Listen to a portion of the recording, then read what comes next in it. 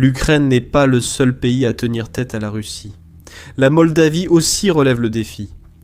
Désireux de retrouver sa pleine souveraineté et indépendance, son gouvernement prend des mesures importantes pour reprendre la région de Transnistrie, longtemps considérée comme un état fantoche du régime de Poutine, des mains du Kremlin, et la remettre sous contrôle moldave. Pour comprendre ce qui se passe et comment la situation pourrait évoluer à partir de maintenant, il est important de prendre du recul et de regarder le tableau d'ensemble, en explorant comment et pourquoi la Transnistrie s'est séparée du reste de la Moldavie au départ. La Transnistrie, également connue sous le nom de République moldave pridnestrovienne, ou PMR, est une étroite bande de terre située entre le fleuve Dniestre et la frontière entre la Moldavie et l'Ukraine. Elle couvre 1600 miles carrés, soit 4163 km de terre, et abrite environ 367 000 personnes. La plupart des pays la considèrent officiellement comme faisant partie de la Moldavie. Mais cela ne dit pas tout, car la Transnistrie ne fonctionne absolument pas comme une région ordinaire de la Moldavie. Elle possède sa propre monnaie, sa propre capitale et même son propre hymne national. Elle dispose également de son propre gouvernement, son parlement, sa force de police, son système postal et son armée. Tout cela a commencé il y a des décennies, lorsque l'Union soviétique a commencé à s'effondrer à la fin des années 1980 et au début des années 1990. À cette époque, la Moldavie, qui était une république soviétique, connaissait une montée du nationalisme politique, ce qui a conduit à un mouvement fort axé sur la promotion de la langue roumaine et le renforcement des liens avec la Roumanie voisine. Cependant, de nombreux Moldaves russophones et ukrainophones, vivant à l'est du fleuve Dniestre, craignaient que cela n'aille trop loin. Cela pourrait potentiellement conduire à une sorte d'unification entre la Roumanie et la Moldavie. Ces personnes se sentiraient alors marginalisées et isolées dans leur propre patrie. Les tensions ont commencé à monter, et des responsables alignés sur l'Union soviétique sont intervenus pour annoncer la formation de la PMR en 1990, juste avant que la Moldavie ne quitte officiellement l'URSS. Une brève guerre, la guerre de Transnistrie, a éclaté peu de temps après cela.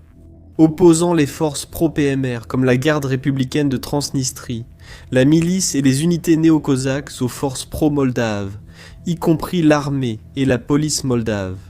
La Russie est intervenue, prenant le parti des séparatistes et déployant sa 14e armée pour renforcer leurs rangs. Leur implication a effectivement empêché les forces moldaves de reprendre le contrôle de la région, et la Russie a également joué un rôle essentiel dans la négociation d'un cessez-le-feu, en 1992.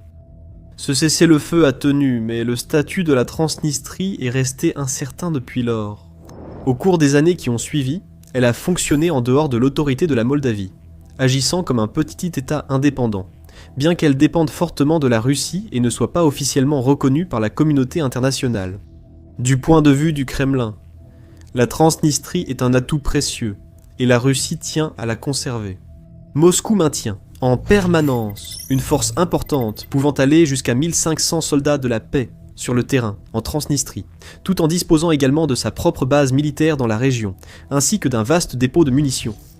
La Moldavie, de son côté, a réclamé à plusieurs reprises le retrait des soldats russes du territoire, mais de nombreux cycles de négociations de longue durée n'ont donné aucun résultat concret. Ce n'est pas qu'une question de troupes.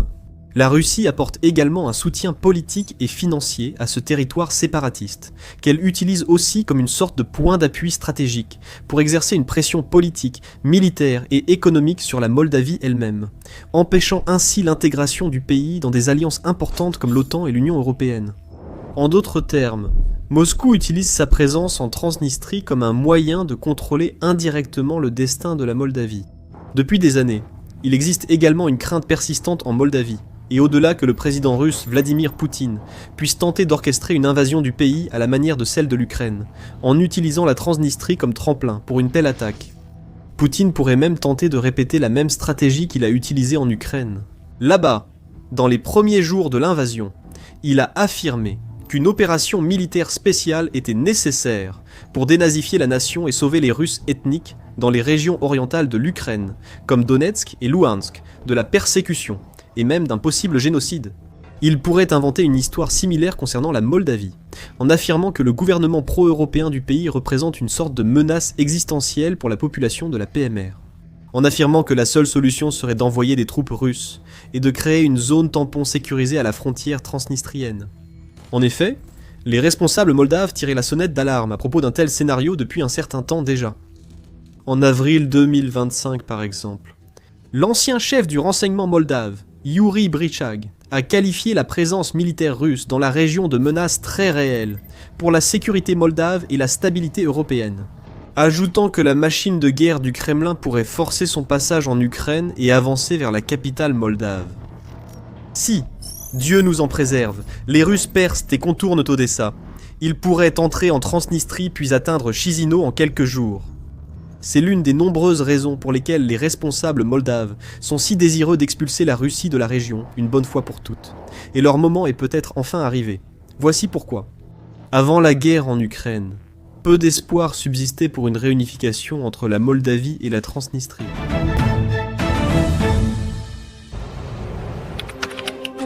Imaginez Internet comme un champ de bataille, rempli d'unités ennemies cherchant la moindre faiblesse pour s'introduire dans votre quartier général.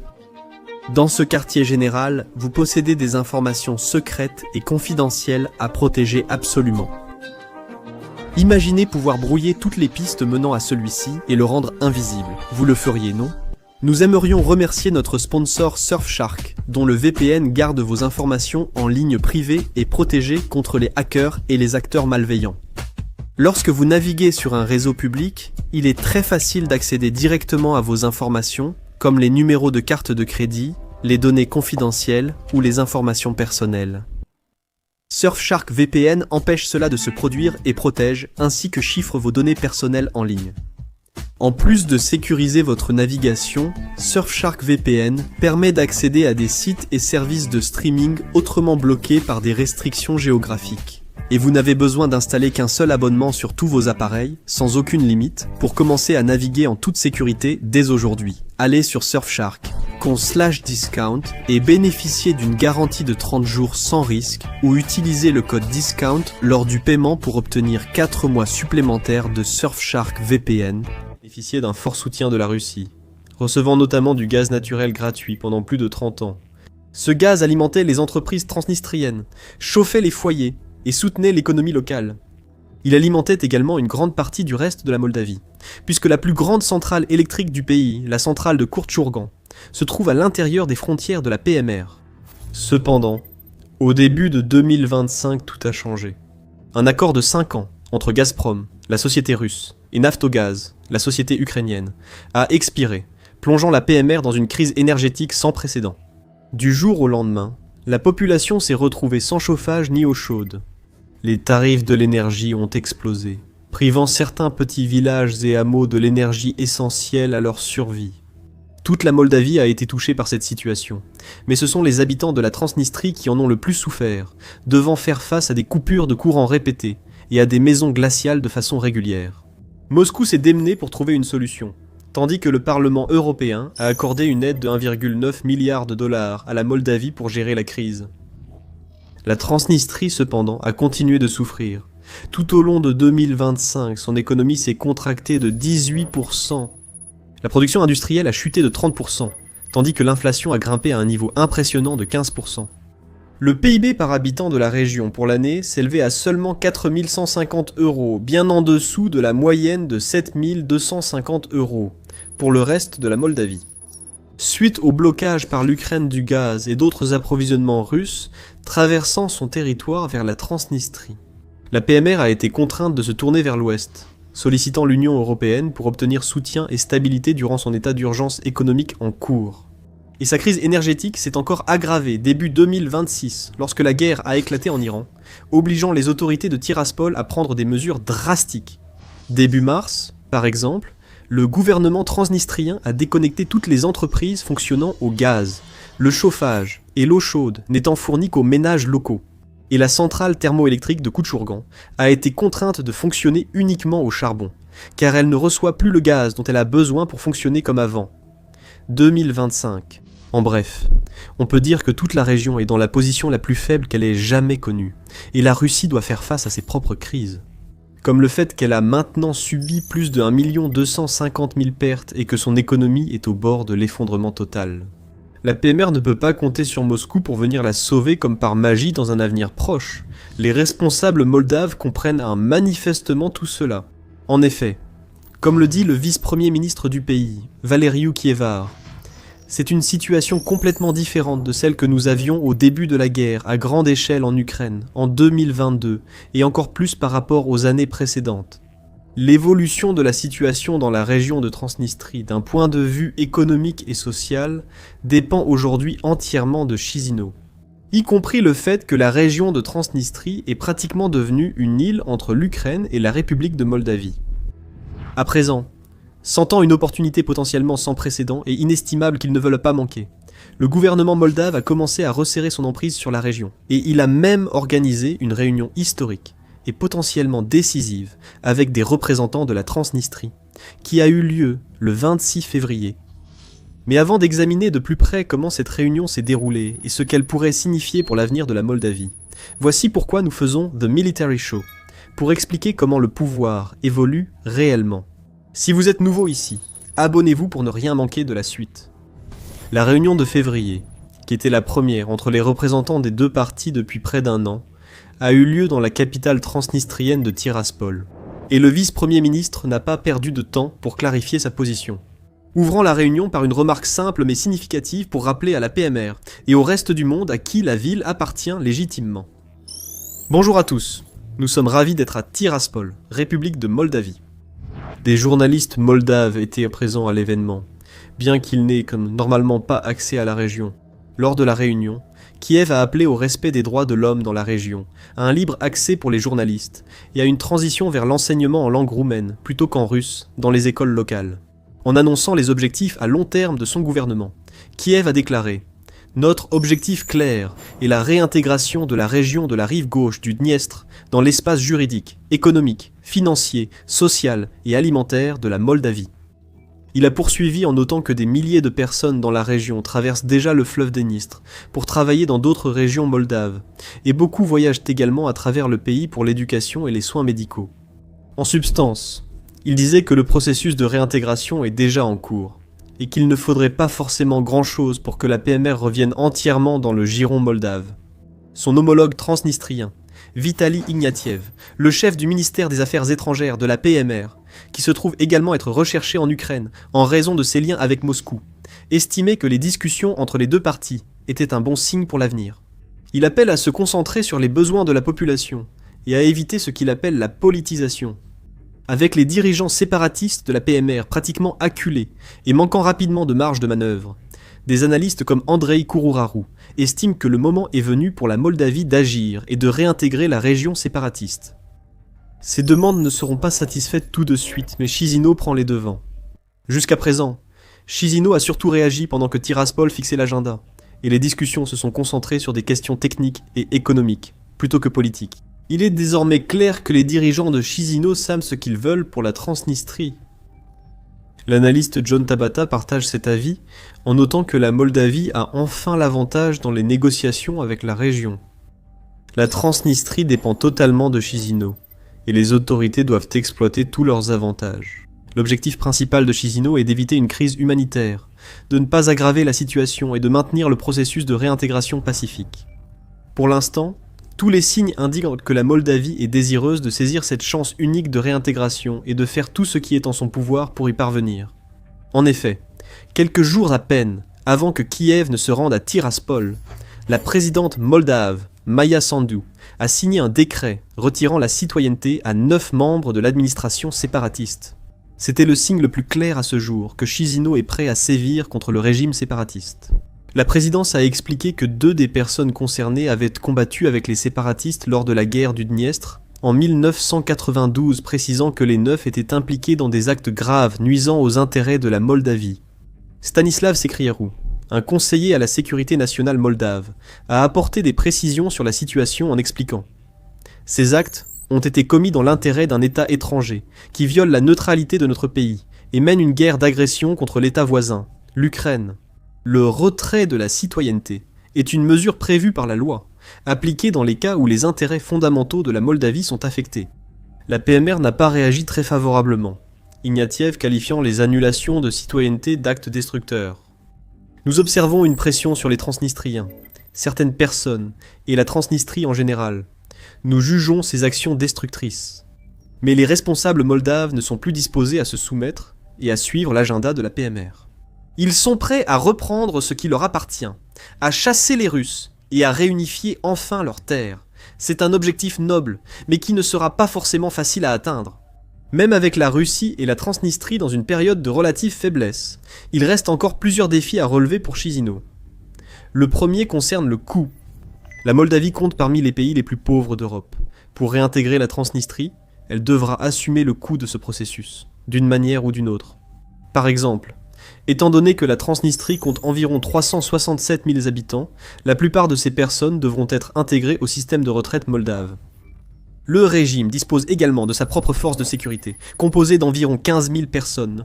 Eux aussi devront être requalifiés et intégrés dans les propres institutions de défense et de sécurité de la Moldavie, un processus qui n'est pas seulement coûteux, mais aussi risqué. Dans l'ensemble, les experts estiment que la réintégration complète pourrait coûter entre 500 millions d'euros et 1 milliard d'euros par an pendant les 3 premières années. Heureusement, des plans sont déjà en place pour réunir les fonds nécessaires. Le vice-premier ministre a récemment annoncé la création d'un fonds de convergence qui devrait aider à couvrir les divers coûts de la réunification avec la Transnistrie. Le gouvernement augmentera ce fonds au fil du temps grâce aux taxes et exonérations douanières. Un groupe de députés du parti au pouvoir Action et Solidarité de Moldavie a également soumis un projet de loi visant à garantir que toutes les entreprises du pays soient traitées de manière égale et équitable tout au long du processus de réintégration. En plus de cela, les autorités moldaves ont également cherché à améliorer le niveau de vie sur la rive du Dniestre opposée à la Transnistrie, montrant essentiellement aux habitants de la PMR à quel point leur vie pourrait être meilleure s'ils se réintégraient. À mesure que la région s'appauvrit et s'enfonce toujours plus dans sa crise énergétique, sa population commence à réaliser que l'herbe est peut-être vraiment plus verte de l'autre côté. Des dizaines de milliers d'entre eux traversent déjà le fleuve chaque jour pour travailler dans des entreprises moldaves, et ce nombre a augmenté récemment, comme le confirme Kourouraru. Le nombre de personnes venant de Transnistrie travaillant à Chisinau a nettement augmenté. Les salaires et les prix en Transnistrie ont évolué, réduisant la qualité de vie. Et la disparité du niveau de vie entre la Transnistrie et le reste de la Moldavie ne fera qu'augmenter à l'avenir, si la région refuse la réintégration. La Moldavie a annoncé son intention de doubler le salaire minimum d'ici 2030 par exemple. Cet avantage ne s'appliquera à la Transnistrie que si elle accepte de devenir une partie de la Moldavie. Mais avec une Moldavie qui s'annonce plus forte et prospère dans les prochaines années, surtout à mesure qu'elle s'éloigne de la Russie et renforce ses liens avec l'Europe et le reste du monde occidental, la décision semble de plus en plus évidente et facile à prendre pour le peuple de la PMR. Il ne reste qu'un dernier obstacle sur la voie d'un processus de réintégration pacifique.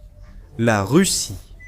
Alors que le peuple de la Transnistrie et même ses dirigeants séparatistes pourraient finir par accepter de rejoindre la Moldavie, il est peu probable que le Kremlin y consente aussi facilement.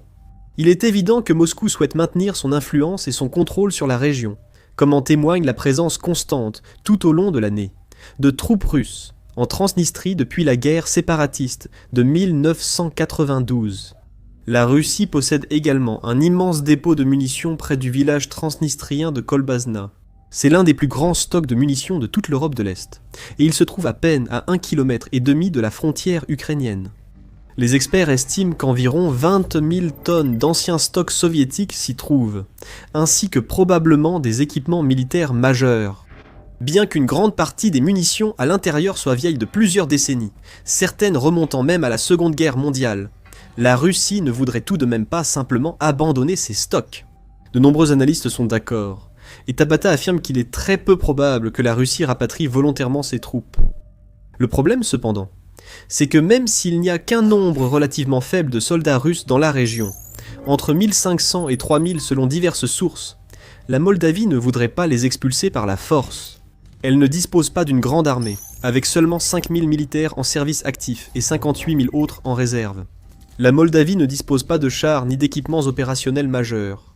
Elle n'est tout simplement pas assez forte pour affronter même une petite force russe, comme l'a fait l'Ukraine. Chisinau ne souhaite pas offrir à Poutine la moindre excuse pour déployer plus de troupes en Moldavie. Au lieu de cela, elle devra compter sur la diplomatie, ainsi que sur l'aide de ses alliés européens, comme son proche voisin la Roumanie, pour exercer progressivement, mais sûrement, une pression sur le Kremlin. Si elle parvient à continuer de susciter le soutien du peuple transnistrien en faveur d'une réintégration complète, elle sera déjà un pas plus près d'acquérir une véritable indépendance et de se libérer une bonne fois pour toutes du contrôle du Kremlin. Maintenant, vous pouvez en apprendre davantage sur la façon dont les plans à long terme de Poutine pour la Moldavie se sont complètement effondrés autour de lui dans cette vidéo, qui explore comment cette petite nation d'Europe de l'Est tient tête au plus grand tyran de la planète, et se bat pour son avenir comme jamais auparavant. Sinon, regardez cette vidéo pour voir comment l'Ukraine accentue la pression sur la Russie, en utilisant 3 changements stratégiques clés pour renforcer sa position, tout en mettant la pression sur le Kremlin. Et enfin, n'oubliez pas de vous abonner à notre chaîne pour plus d'actualités de dernière minute et d'analyses approfondies des conflits et des situations géopolitiques dans le monde entier.